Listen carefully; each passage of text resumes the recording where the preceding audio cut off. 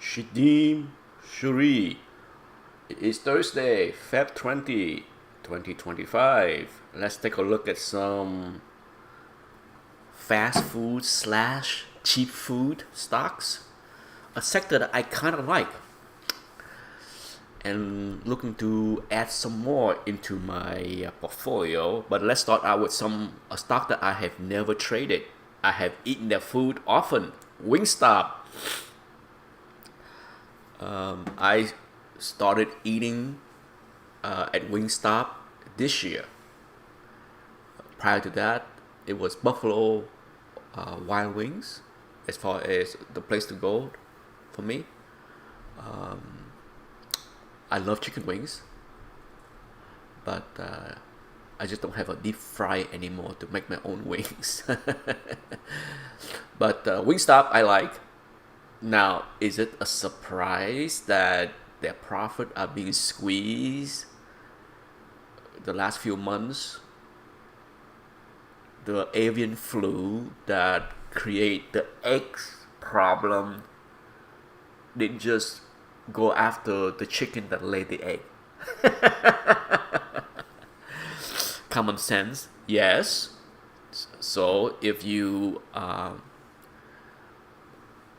think that the vaccine that is coming that alleviate the eggs problem is going to also alleviate the birds that are not laying eggs, then you might look at Wingstop. Bad earning yesterday is the bottom. Just saying. All right. So first off, pretty ugly looking chart. Let's see if we can draw some trend line. Since this is the fresh chart, I always enjoy a fresh chart because so much opportunity will come when you start to draw stuff. Is there any kind of not really. Okay, I wouldn't want to call that a channel, but just leave it there for now. I might delete it later. Let's take a look at the 3-year chart to see if it's anything else. Wow, look at that. What a run. It went from 150-ish, more than a double. Wow, a triple? Almost a triple? Impressive. Wow. Okay. Well, let's do this.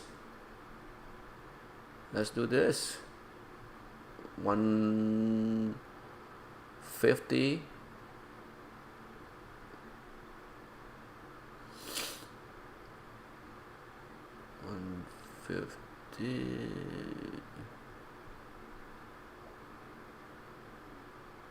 It's always hard to draw the fib.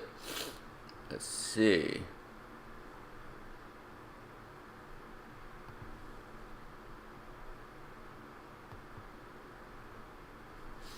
Okay. Well, what do you see? 61.8. So maybe that's the bottom. It's not random, right? Not quite, but at the same time, I also didn't. If I drew the fib all the way up there, then perhaps it will touch, right? So give or take. So we're getting close to the 61.8 fib. So perhaps that's the bottom. So all right, it's on watch. Let's see what kind of option that we have here. Other than that, there's not a heck of a lot of compelling trend line. Okay, there isn't anything else to worth, in my opinion, on this first look. 2 days left. Would I do a 250, 240? That's a big spread. Okay, that's too far. On a $10 spread and getting 20 cents, that's a lot of capital. Okay, a $10 spread is using $1,000 in capital to get $20. That's ridiculous. That there is no justification for that kind of terrible premium. So now, all right, let's move on. Now CMG, all the restaurant stocks for the most part came down in sympathy with Wingstop yesterday. It's natural to see that, but regardless, CMG did have an ugly bad day the previous day, and really there is not really any particular news that I can think of. All right, I didn't see anything that jumped out as far as, well, there was not really anything. Okay, nothing worth causing this big nasty red candle. But for now, I do have two puts. One naked put at 53. The 54 spread that I have is a spread, so that I can let assign or roll. So here's my plan. My plan is, if CMG is below 53, then I will roll the 54-52 spread into next week or 2 weeks, whenever it is, wherever I have to go, whether it's 2 weeks out, 1 week out for credit, I will do that. I will let the 53 assign because I don't mind 100 share for sure. Okay, I have a very tiny position there right now. I don't mind swallowing up 100. I am aware that it can go down here for whatever reason the weakness is. Why do I say that? What do you see in the chart without me pointing out the obvious? I give you a few seconds. I give the viewer a few seconds. Take a look at the chart of CMG on the near term in the last, say, 4 or 5 months. What do you see? What kind of pattern do you see that potentially can drive this thing to 52-week low? A shoulder, head, shoulder. Okay, so you got a head and shoulder pattern here with the neckline right here. 55.5-ish. All right? Now, without drawing it, just eyeballing it, you know what to say. If the neckline is broken, then the downward move can be the distance from the top to the neckline, which is roughly $13-ish, right?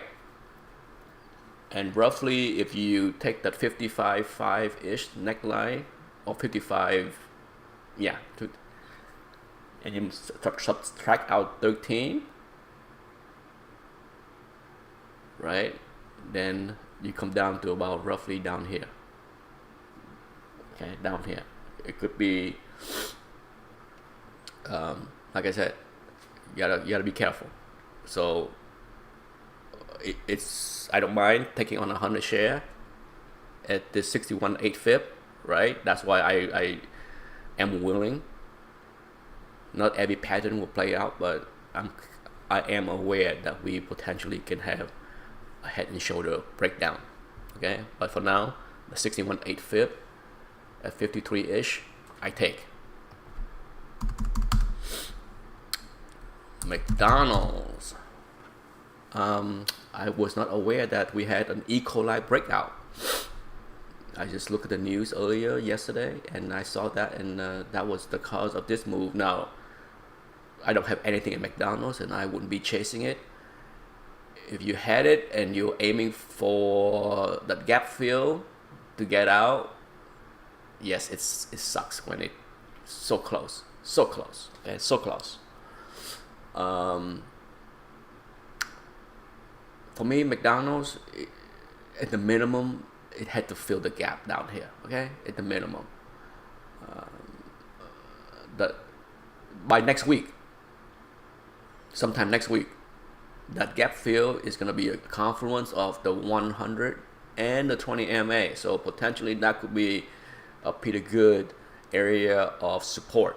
So 297-ish, okay, could be a spot that, if you squeamish, you can put an order down here at the 50. So if that somehow fail, then the 50. But for sure the 200, okay? But we are a long way. We are a long way from 200. Next up is a stock that I don't buy often, but or trade at all, but I watch. Yum had great earning. Definitely didn't suffer, along with the other one on the Wingstop, because there's not a heck of a lot of chicken related stuff at Taco Bell, right? Isn't that what Yum is? Well, I don't know. I think Yum is about more than that. Isn't it Kentucky Fried Chicken as well? So should Kentucky Fried Chicken be part of that? Yeah, it is Kentucky Fried Chicken. So I'm surprised. I am surprised that Yum didn't suffer as much. That's a surprise. But yeah, it had a great run. There is no reason to be in Yum. Okay, none. If you have it, get out. Raise your stop. Trim. There is zero reason to be in there right now. All right. Wendy. Looking good. Looking really good. I'm watching it closely. I am in profit. I enjoy the big green candle reversal. Now, would I consider trimming? I'm watching it very closely. Okay. In fact, I'm gonna put in.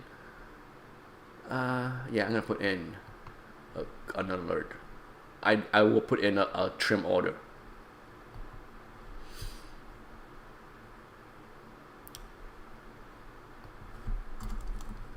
After I finish with this, I can't put in any order until 7 a.m. That's just the way E-Trade is. I can. As long as it's a good to cancel order, not a pre-market extended out order. The question is, where would I put it? Okay, where would I put it? At 15.6, where the 50 MA is? It almost got there. I was watching it closely yesterday, but I didn't put in any order. I do have an order already up there, right? The order was at 17.2, but that was last week. It's coming down, so I probably adjust that to make it 17.15 just for that, anticipating next week. But yeah, somewhere I haven't decided yet. It could be 16. Go with a round number, 16. And then between 16 and 17.2, there'll be a few more orders. I'll probably be fully exit at the 200, 100 MA confluence. Okay, so right now the 200 and the 100 is running together. Yeah. Last one. All right. Now the reason why I plan to trim Wendy soon and fully exit above is, yes, the big green candle on a 52-week low is a good buying signal, but you also have to respect other TA. You can't just go with a buying signal here and then ignore all the TA. Look, QSR, Burger King as we call it, guess what?